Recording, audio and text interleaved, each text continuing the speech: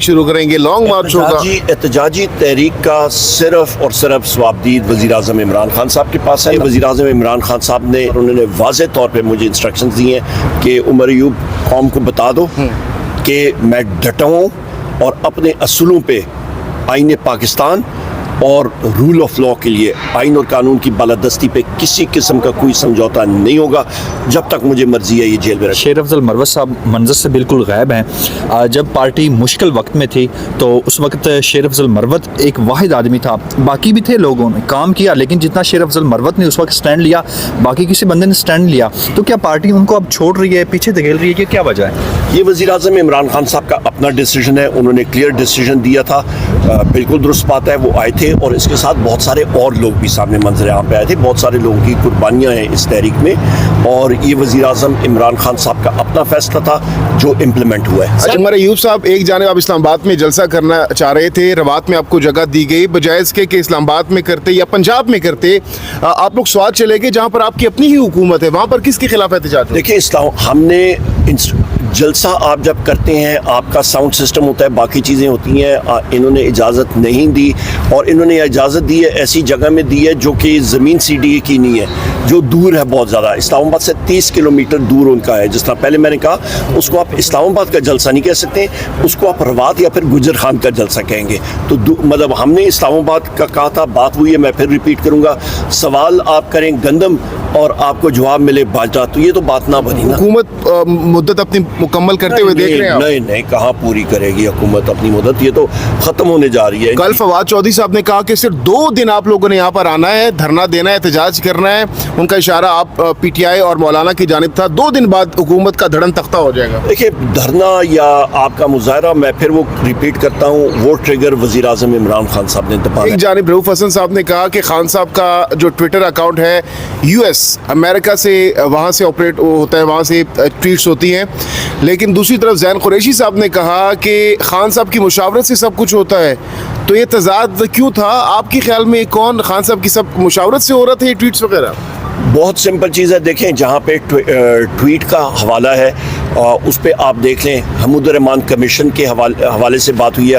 अभी मैंने बात की आपके साथियों के साथ, हमूदुर रहमान कमीशन कोई नई कल या परसों की रिपोर्ट नहीं है, या सुबह नहीं शाया हुई, ये 72-73 की रिपोर्ट शाया हुई है और यहाँ पे कैबिनेट डिवीज़न है, वहाँ पे चले जाएँ, उनके किसी सेफ में पड़ी होगी, उसको डीसील करके उसको पब्लिक करने चाहिए।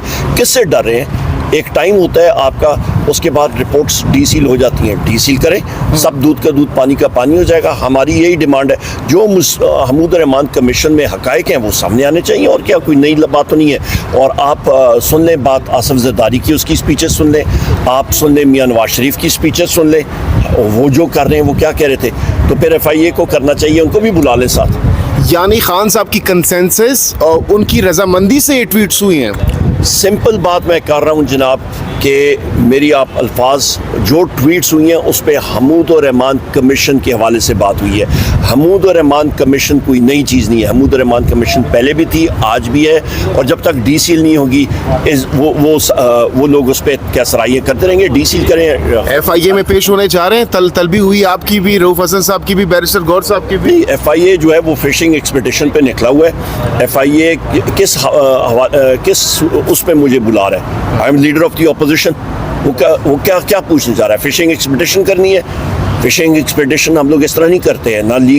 उनको मेरे वकील डॉक्टर बाबर अवान साहब ने ख़त जो है वो भेज दिया कि वो गलत गैर कानूनी काम कर रहे हैं और हमूदुर रहमान का या उन्होंने बात करनी है और उन 1971 के इवेंट्स की बात करनी है, तो फिर हमूदुर रहमान कमीशन की रिपोर्ट मुझे मुहैया की जाए, उसके बाद मैं फिर उनसे मिलूँगा। उमर अयूब साहब, आप जो बात करें तो यही बात अगर शुरू में कर दी जाती, जो तजादात बयानात में आए, तो ये नहीं है, कोई नहीं है, कोई किसी किस्म का नहीं है, यही बयान है, यही वज़ीर आज़म इमरान खान साहब बात करते रहे हैं, यही बात बाकी भी लीडरान बात करते हैं, लोग करते रहे, तो लिहाजा جنہوں نے ابھی تو یہاں پہ اس طرح بن رہا ہے کہ جی حمود الرحمان کمیشن کا کوئی شخص بات بھی کرے یا وہ اس کو مینشن بھی کرے تو یہ کوئی بہت بڑا سانحہ ہو رہا ہے, بہت بڑا جرم اس نے مطلب کمٹ کر دیا. ہماری کنونشنز, ہمارے فلیش پروٹیسٹ پنجاب میں شروع ہیں, مختلف جگہوں میں ہو رہے ہیں.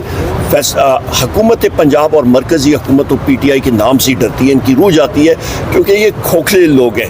یہاں پہ یہ فارم 47 کی بیساکھیوں پہ مطلب دیمک شدہ بیساکھیوں پہ یہ لوگ کھڑے ہیں, یہ فیس نہیں کر سکتے ہیں پاکستان تحریک انصاف کو, اور یہ ایڈمنسٹریشن کو سامنے رکھ کے اور کہتے ہیں کہ جی سیکیورٹی ایشو ہے. بھائی باقی پارٹیوں والے جب آتے ہیں تو سیکیورٹی ٹھیک ہو جاتی ہے, یہ لوگ جلسے کرتے ہیں وہ ٹھیک ہو جاتا ہے, یہ لوگ کھلی کچہریاں نون اور یہ سارے لوگ کرتے ہیں یہ ٹھیک ہو جاتا ہے. تحریک انصاف کے لیے صرف سیکیورٹی ایشو ہے. اور دوسری چیز میں یہاں پہ یہ کہتا چلوں کہ ہمارے جلسے ہوں گے, ہم لوگ کریں گے اور دنیا آئے گی انشاءاللہ. اور روات کا وہ تو سی ڈی اے نے زمین کسی اور کی, ملکیت کسی اور کی, مویشی منڈی ادھر لگ رہی ہے, اس کے بعد آپ کا 30 کلومیٹر دور وہاں پہ آپ نے رکھا ہے.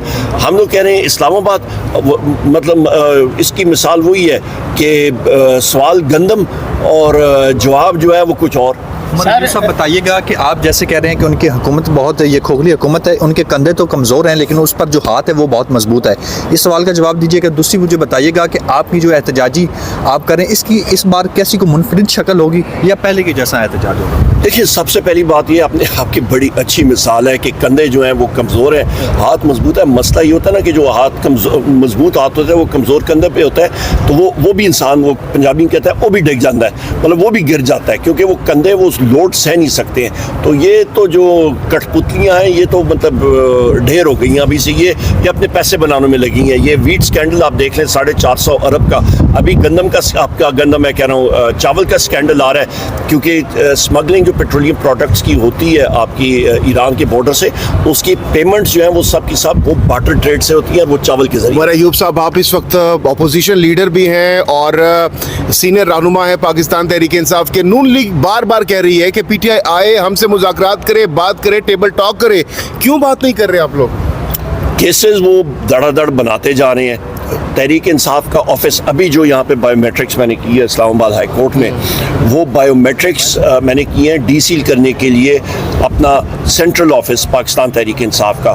سی ڈی اے کو کورٹ نے ڈائریکٹ کیا تھا کہ آپ امیجیٹ ڈی سیل کریں اور وہ نہیں کر رہے ہیں. تو محسن نقوی جو ہے وہ فراڈ کر رہا ہے, شہباز شریف فراڈ کر رہا ہے, مریم نواز فراڈ کر رہی ہیں, یہ سب کے سب فراڈ کر رہے ہیں ملک کے ساتھ. ہو سکتا ہے ٹیبل ٹاک کے بعد یہ معاملہ ٹھیک ہو جائے. ٹیبل ٹاک نہیں ہے, ان کی زبانوں میں گونگلو ہیں, زبانیں نہیں ہیں. گور خان صاحب نے کل پریس کانفرنس میں ہی کہا کہ مطلب اب سختیاں کم ہونی چاہیے, تو وہ شکوہ یہ کر رہے تھے کہ بھائی ہم پہ سختیاں زیادہ ہو رہی ہیں, کافی ٹائم ہو گیا تو سختیاں کم ہونی چاہیے. کیا کہیں گے آپ؟ ہم لوگ اپنی جگہ پہ کھڑے ہیں اور میرے قائد نے, وزیر اعظم عمران خان صاحب نے, جب میں ملا ہوں میری 3 یا 4 ملاقاتیں ہوئی ہیں, ان میں سے 2 بار اور 2 یا 3 بار انہوں نے واضح طور پہ مجھے انسٹرکشنز دی ہیں جو میں پریس کانفرنس